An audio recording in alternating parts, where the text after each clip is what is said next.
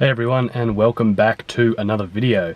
Today I'm going to be giving everyone a rundown on where the R34's been. You probably would have noticed at the last track day that it wasn't there, and you wouldn't have seen any videos about the 34 in quite a long time. The 34 has been having some engine problems. It's a suspected big end bearing. You will hear more about that when I actually get to the shop and you can have a listen, obviously see what you guys think. But as far as I know, it's going to be a big end bearing. It's got pretty gnarly rattle. So what I'm going to be doing this morning is heading down to Super Cheap and going to grab some bits and pieces to start pulling the motor out. Mainly just some buckets to catch fluid and all that kind of stuff. I am doing the work at James Nolan's shed, so I want to make sure that the place keeps nice and clean. So I'm going to head down to Super Cheap now, grab some bits and pieces, and I'll fill you guys in with what's going on with the car when we get to the shed. So here we are, back down at Nolan Industries once again, and here's the beast. As you'll probably notice right off the bat, a few changes have happened with the exterior of the car.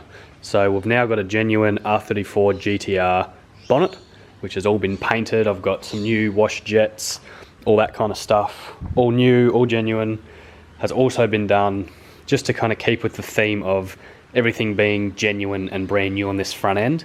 I need to do some little adjustments here and there on the fenders and the lights to get everything to line up perfectly. But for the most part, everything lines up really well. I'm just waiting on a bonnet latch and bonnet latch support to suit the GTR, so the bonnet currently doesn't close properly, but it's good enough for now, just to be able to move the car around. So waiting out of those from Kudos, got a 4 to 6 week wait. They're coming out of Japan. As you'll probably notice as well, we've finally got a grille and badge on this. Been meaning to do it for such a long time. The grille really completes the front end, and it just looked weird without having the badge there. So a lot of people are going to hate on that, but I mean, I've spent a lot of time and money on this front end.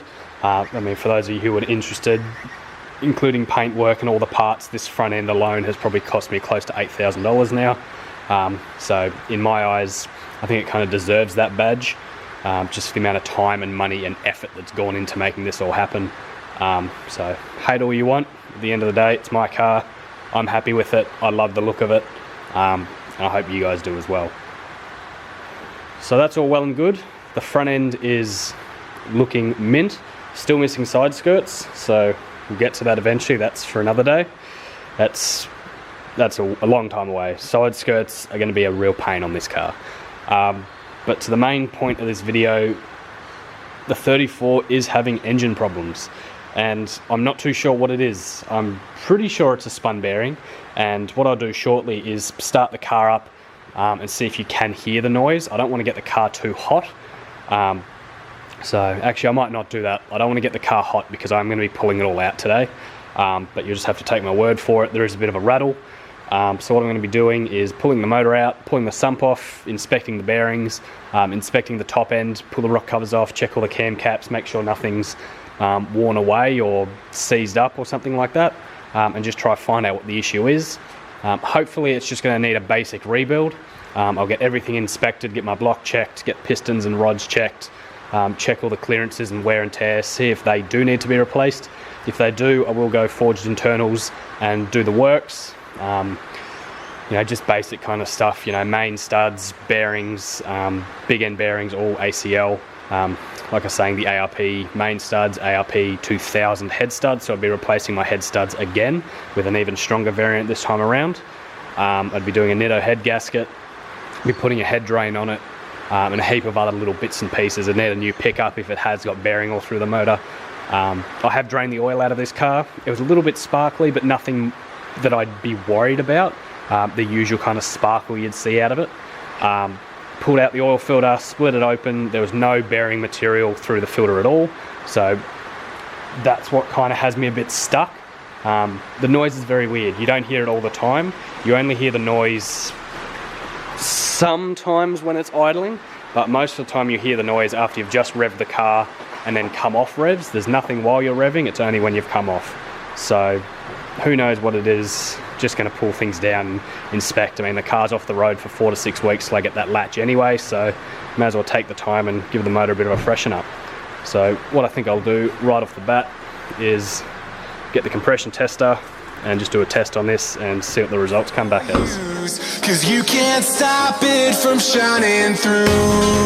It's true, baby, let the light shine. So as I was saying, going to do a compression test. Just going to run it while it's cold because I do not want the motor to get hot. I just want everything to be nice and cool so I can pull it all out today. So I'll just be pulling off the crossover pipe, moving a few of the blower valve piping and sensors and stuff out of the way, pull the loom off, pull these coil packs out, get the plugs out, and then have a good look and see what compression we've got. So it'd be good to know before we pull it all apart. We'll just check all that out and get some numbers down, and we'll go from there. So I've now got all that crap cleared out of the way, crossover pipe's all gone. I've pulled out all the coil packs and spark plugs, and for those of you that remember, I actually had a vented bonnet, and the vented bonnet leaked water really bad. So it would just leak straight through the bonnet, straight into the coil pack valley, and that'd all pull up.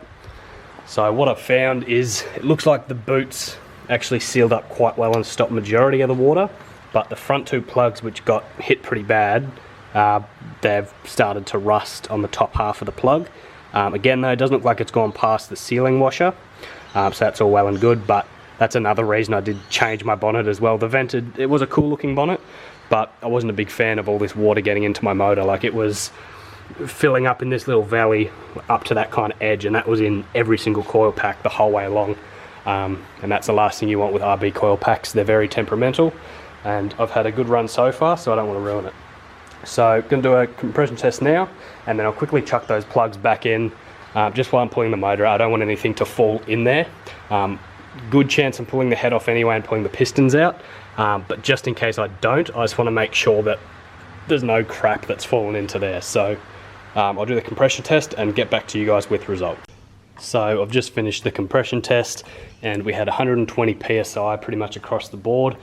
Cylinder 1, 115, cylinder 6, 125, so all the middle four were 120, so average between the six about 120, and there was no crazy inconsistencies. So I'd say the compression's fine on this motor. You may be thinking, you know, these should have 150 psi, you know, 120 is probably a bit low.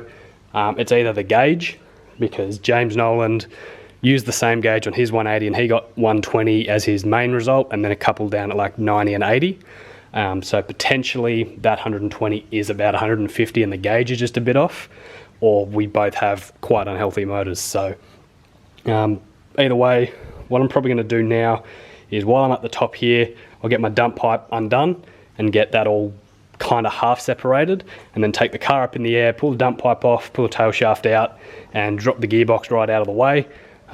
Some people prefer to pull both out at once, but I always find it easier to pull the gearbox out separately, then pull the motor out, and it only adds an extra kind of half an hour for taking it out, half an hour for putting it back in. And I do need to take the gearbox out anyway and get it sent off and get a few things sorted on it, so it doesn't really bother me too much, and it's just the way I like to do things. So I'm going to start on that now, and I have shown pulling out the gearbox many times on this car and on the old sedan, so I'm not going to show you step by step on how to do it, but I'll get back to you guys once I've actually got that gearbox out and all the other bits out of the way. Alrighty, so just to update, we've got our gearbox out. See the mount, cross member, starter motor. Down over the back here, we've got the whole exhaust out, including the dump pipe, right through back to the cannon. Tail shaft is out as well. So all very empty up in here at the moment. I've gone through and disconnected a few things that kind of connect motor to body, things like little sensors and stuff on the steering rack. I'm going to start draining out some fluid, so I'm going to get the oil out of the motor and drain the coolant out and keep all of that. I will be probably reusing the coolant because it is only a month old. The oil, I'll be changing that anyway, so not too much of a concern, but I'll get all that stuff drained out now, pull another few things off, and then prepare to pull this motor out. But it's no use, 'cause you can't stop it from shining through. It's true, baby, let the light shine through. If you believe it's true, baby, won't you let the light shine through for you, for you.